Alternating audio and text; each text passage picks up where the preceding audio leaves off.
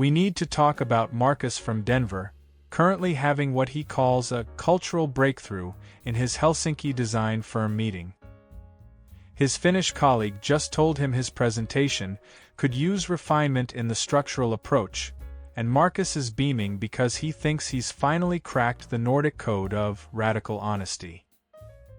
He announces to the entire room that he loves how Europeans just tell it like it is, no corporate BS, then asks if they want to grab drinks to celebrate his pretty good work. The Finnish team exchanges glances. Their project manager gently explains that could use refinement means this needs to be completely redone from scratch. Marcus's smile freezes. He insists that's not what she said. He heard the words, he knows English, and refinement means minor tweaks. The manager clarifies that in Finnish professional culture, this phrasing represents serious concern delivered as diplomatically as possible. Marcus pulls out his phone, shows them the literal dictionary definition of refinement, and suggests that maybe they don't understand English as well as they think. He's now conducting an impromptu linguistics seminar about how Americans invented modern English, while 12 Finns sit in silence, wondering how to tell him he's not invited to the next project phase without him thinking it's a compliment.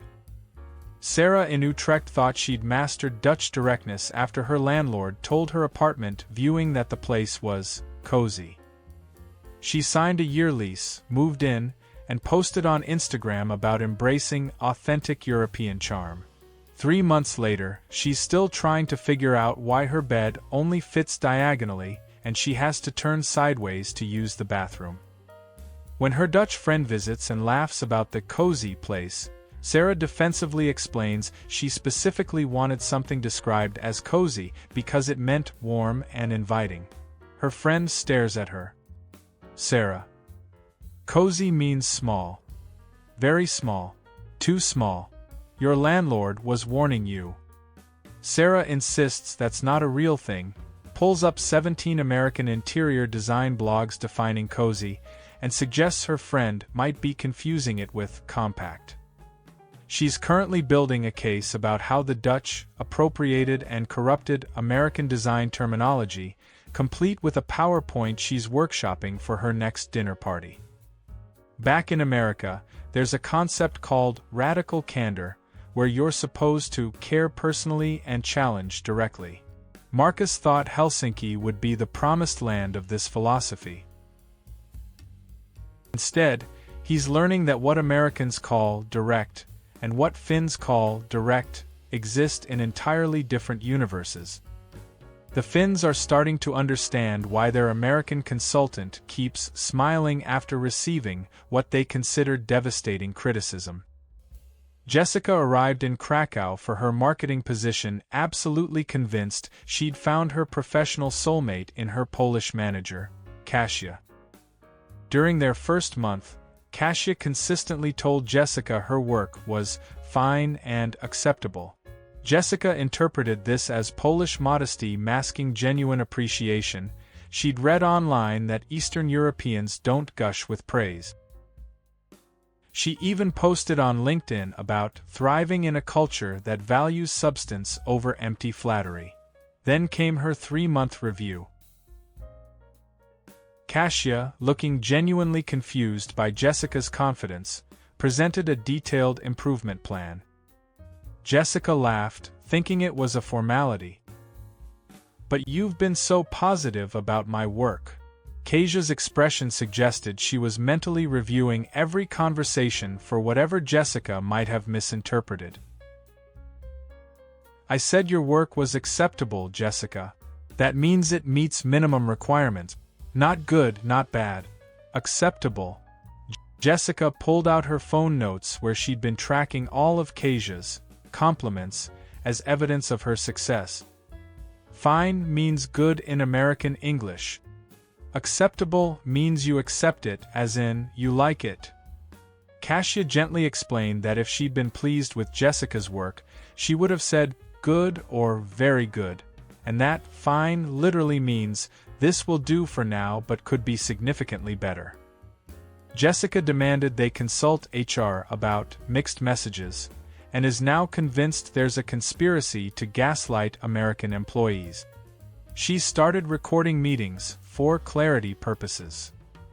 The Polish team is starting to wonder if they need to create an American to Polish professional vocabulary translation guide. But they're worried Jessica would interpret that as workplace discrimination, rather than the genuine attempt at helpfulness it would be. 20 kilometers away, Brandon is having a parallel crisis at his Budapest tech startup. His Hungarian colleague told him his code was interesting during stand-up. Brandon took this as an invitation to spend 15 minutes explaining his innovative approach to the entire development team.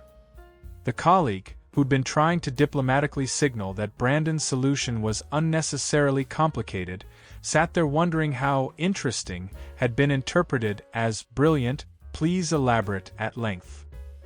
When Brandon finished his explanation with, "So yeah, glad you guys are excited about my interesting approach," the Hungarian developer tried again. "It's interesting, but perhaps there's a more straightforward solution?" Brandon nodded enthusiastically. "Right, interesting as in thought-provoking. That's why I went complex, to make people think." He's now created a Slack channel called #InterestingCode where he posts his most creative solutions. The Hungarian team has created a private channel called #HowToTellBrandon where they workshop increasingly direct ways to tell him his code needs simplification. Current attempts include, "This is very interesting but completely impractical," "This is too interesting for production," and "This is interesting in a concerning way." Brandon has interpreted all of these as variations of praise. They're considering just showing him error logs in silence and seeing if he figures it out, but they're worried he'll interpret system crashes as the code being so innovative it's ahead of its time. His Hungarian manager is currently Googling American corporate euphemism reverse dictionary at 2 a.m. In Tallinn, Rachel is explaining to her Estonian supervisor that when he said her report was creative, she understood this as high praise because American schools give creativity awards. Her supervisor, who'd been flagging that her report didn't follow the requested format at all, looks like he's trying to solve a complex equation in his head. "Rachel, I said creative because you created entirely new categories we didn't ask for and ignored the template. It was not instruction following." Rachel brightens. "Exactly. I thought outside the box. That's what creative means." She's brought printed American elementary school report cards as evidence that creative is always positive. Her Estonian supervisor, a man who learned English by reading technical manuals, pulls up the email thread where he'd attached the required format template 3 times. "You received this template. Why did you not use it?" Rachel explains that she thought it was just a suggestion, and that by calling her work creative, he was validating her initiative. He closes his eyes for a longer moment than technically necessary for blinking. "In Estonia, when we want creative, we ask for creative. When we give template, we want template. Your creativity was not requested." Rachel suggests they're stifling innovation with rigid thinking. He's now typing very slowly and deliberately on a single email that he's been drafting for 40 minutes.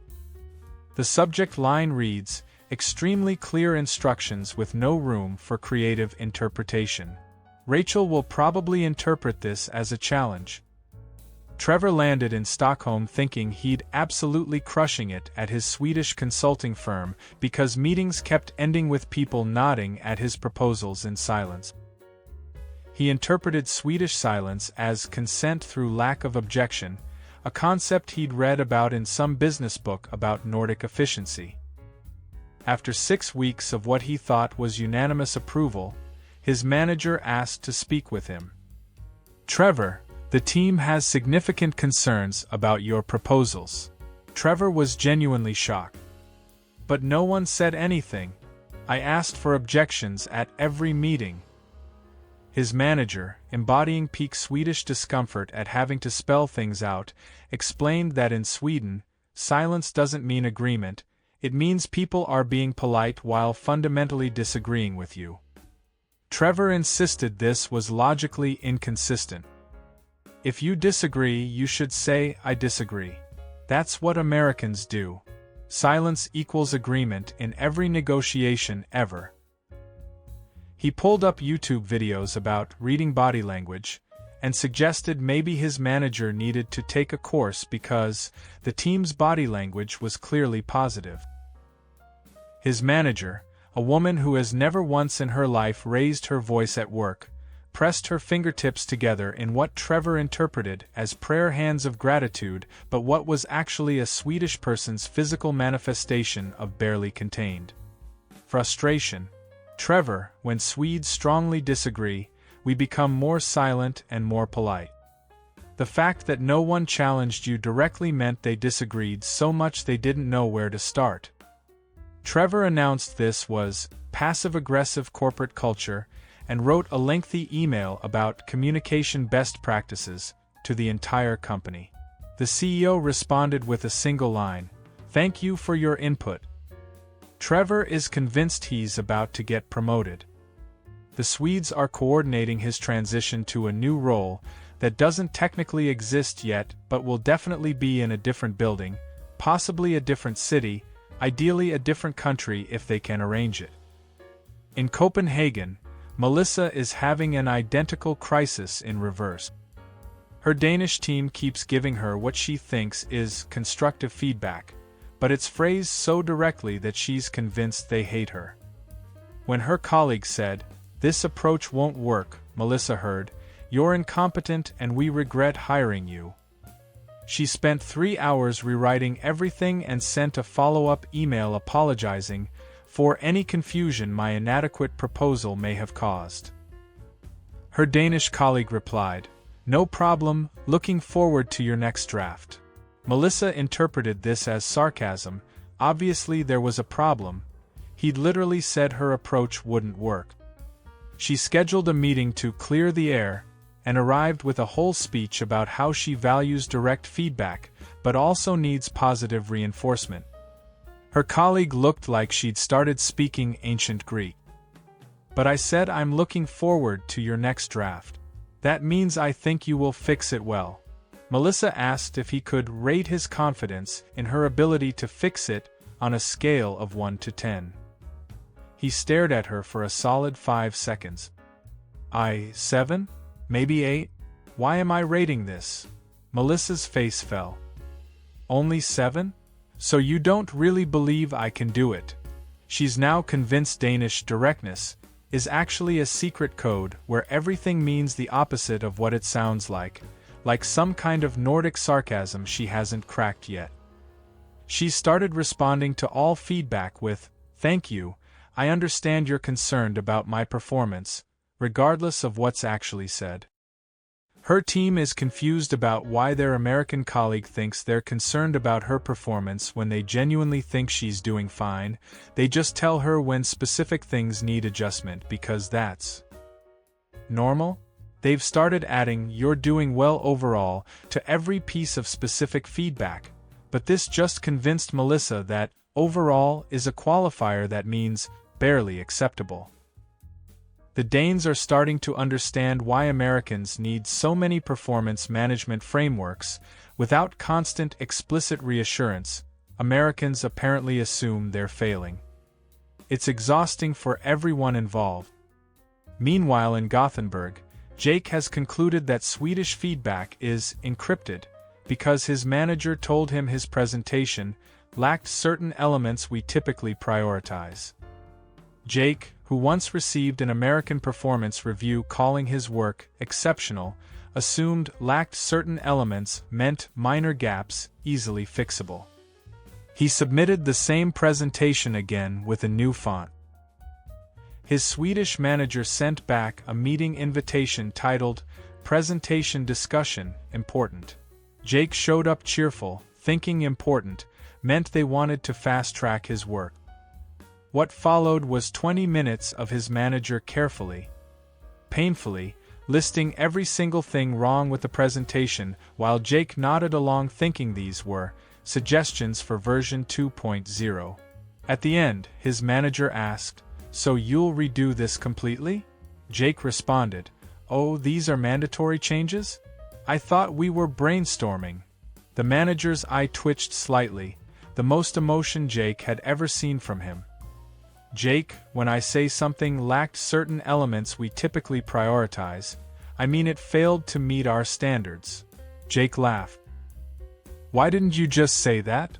The manager looked at him with an expression that suggested he was reconsidering every life choice that had led to this moment. "I thought I did." Jake is now creating a Swedish to English corporate translation guide that he plans to present at the next all-hands meeting. His manager is very seriously looking into whether the company can have 2 all-hands meetings, one with Jake, one without. We end where we started, back in Helsinki, where Marcus has now fully committed to his theory that Finnish communication is broken English hiding behind cultural norms. After his team told him his redesigned presentation was approaching the right direction, he celebrated by bringing in American donuts and giving a speech about international collaboration breaking down language barriers. The Finns, who'd meant still completely wrong but at least you changed something, accepted the donuts in confused silence.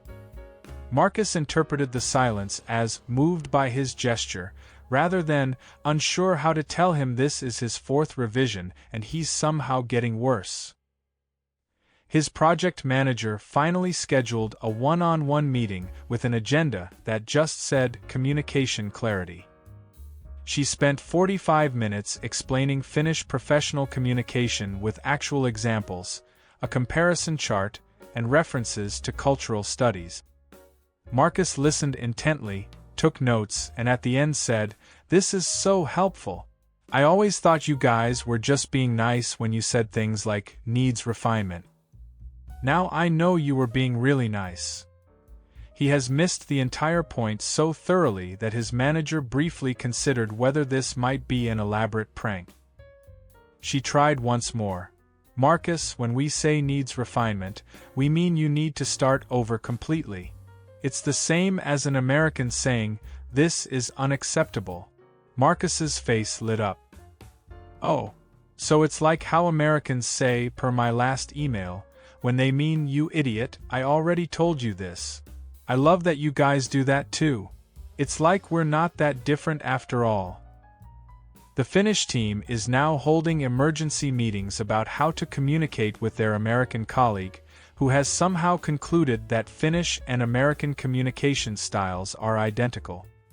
They've drafted a document titled Extremely Literal Finnish-English Communication Guide for Marcus, where they've defined every possible piece of feedback in the most explicit terms possible. Needs refinement equals completely wrong, start over. Interesting approach equals wrong approach. Could work equals will not work. Thank you for your input equals we will not use your input. They plan to present this to him next week. Marcus has already told his friends back in Denver that he's become fluent in Nordic subtlety, and is considering writing a LinkedIn article about why European directness is actually American directness with an accent. The Finns have started a betting pool on how long it will take him to realize he's been fundamentally misunderstanding them for 6 months. Current odds: never. The smart money says he'll return to America thinking he had a transformative international experience where he really connected with Nordic culture, while his Finnish colleagues remember him as that American who smiled while we told him his work was unacceptable. Sometimes the biggest communication barrier isn't language, it's the absolute certainty that you're understanding correctly when you're spectacularly, comprehensively not. Americans arrive in Europe convinced that direct communication means the same thing everywhere, then proceed to interpret every carefully calibrated piece of feedback through a lens of American corporate euphemism they don't even realize they're wearing.